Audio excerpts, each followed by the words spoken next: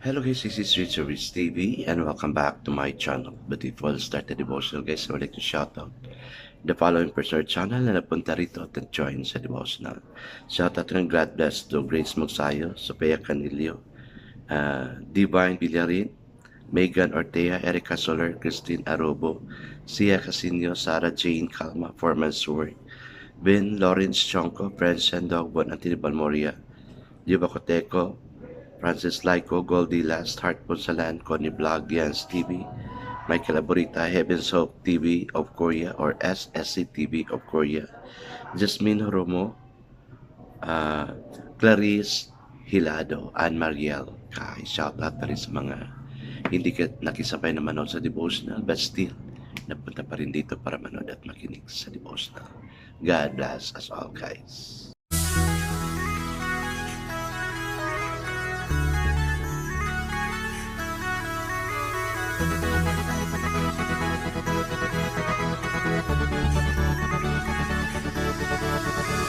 Rich TV, where you heard it, number one is on the top. Good advice is they'll never stop. Rich TV, where you heard it, number one is on the top. Good advice is they'll never stop. So guys, anong pinaplanuhan yung preparation for your party this week para sa mga estudyante? And of course, yung mga family may mga party-party din yan, no? But for me, I think I'm leaving for Cebu. Kung sino yung taga Cebu dyan, hoping we'll see each other sa Cebu, no? Kasi parang nagustuhan ko na I will spend my Christmas at Cebu. No? Kasi, of course, sa Cebu kasi may tirahan kami doon. Sa Manila, meron naman, may condo kaya lang. Parang mingaw if I'm going to celebrate it at Manila. Nakaselebrate na kasi ako ng Christmas ko sa Manila. Okay guys, as a presenter devotional, let's open our Bible to 1 Timothy chapter 1 verse 12 to 17.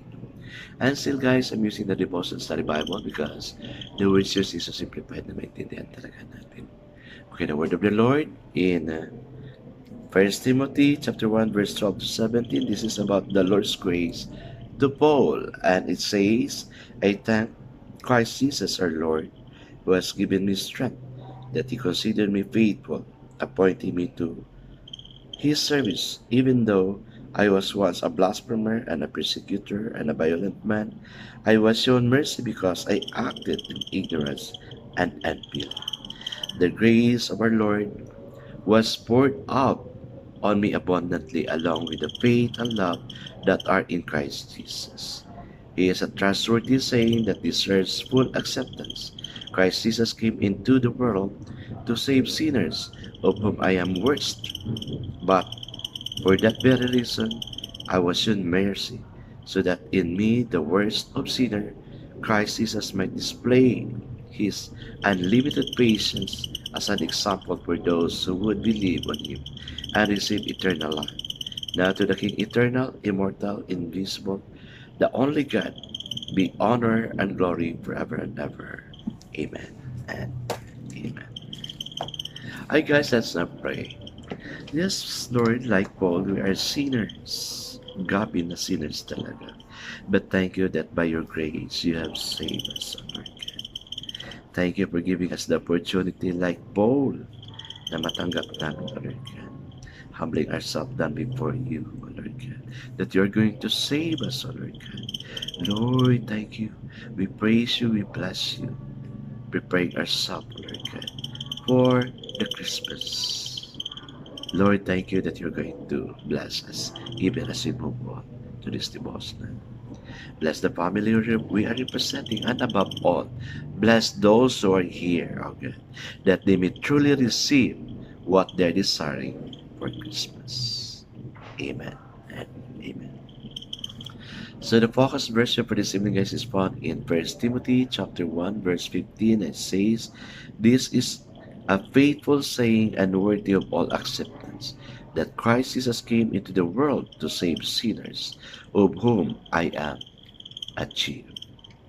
So the title of our devotion for this evening, guys, is Christ and the Cross.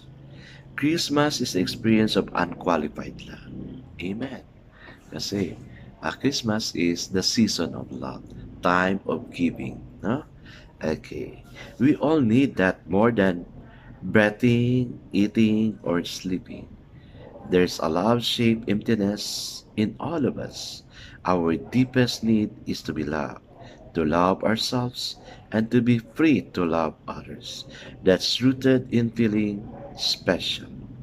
The shepherds felt very special, and that first Christmas, the good news of Christ is that you and I are special to God. Amen. Wow. Ang ganda naman. We are special to God. The word of an angelic chorus are better translated, Glory to God in the highest, and on earth, peace among men with whom He is pleased. Yun. Is God pleased with you?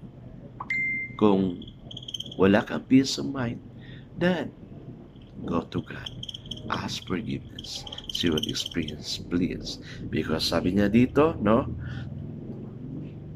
Peace among men with whom He is pleased. So ask forgiveness to God. So you will obtain peace. That is in Luke chapter 2 verse 14. Let that soak into the love pot's place in your heart. In spite of all that we have done or been, God is pleased with us. We are His beloved. We belong to Him. Nothing we can do or say will make Him stop loving us. Wow! Like Paul, mamatay tao, blasphemer, ando na lahat sa Kanya. Ganon din tayo before. Kaya guys, let's go ask forgiveness from God, confess our sin, so we will experience the peace that surpasses all understanding before we celebrate Christmas. Christmas is your special time. God has something to say. Listen. Put the personal pronoun in the familiar word. God so loved me that He gave His only begotten Son, that believing in Him I should not perish, but have everlasting life. For God did not send His Son into the world to condemn me or us, but that I, through Him, might be saved. Amen. Ang ganda-ganda. No? So, yung celebration natin, pabunos na lang natin yan. No? Buong ka talaga pag si Lord na mag-birthday. Pero actually, no, the truth daw, huwag kayo magalit, no? It was not mentioned that December 25 is God's birthday. Ang description lang is, it was during a cold night. Oh. Kasi common sa world na during that day, the earth is really cold. Kaya na-experience natin dito sa Philippines na pag December, very cold siya talaga. Kaya parang it was, if you're going to read sa Google, no?